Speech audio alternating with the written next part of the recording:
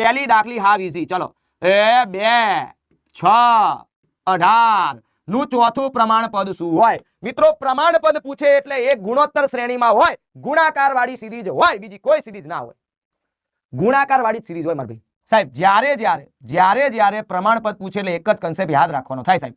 ધારો કે ચોથું પદ એ હોય સાહેબ, પહેલા અને છેલ્લાનો ગુણાકાર, પહેલા અને છેલ્લાનો ગુણાકાર હંમેશા પહેલા અને છેલ્લાનો ગુણાકાર વચ્ચેના બેના ગુણાકાર જેટલો થાય, વચ્ચેના બેના ગુણાકાર જેટલો થાય. આ બગડો બરાબરની સામે જાય તો ભાગાકારમાં જાય તો 2 તરી 6 થાય અને 18 તરી 54 થાય અને 18 તરી 54 થાય. સાહેબ જ્યારે પ્રમાણપદ પૂછે એટલે યાદ રાખજો, પહેલા અને છેલ્લાનો ગુણાકાર, પહેલું 16 છેલ્લું પી, પહેલા અને છેલ્લાનો ગુણાકાર વચ્ચેના બેના ગુણાકાર જેટલો થાય તો 1 24 અને 1 36.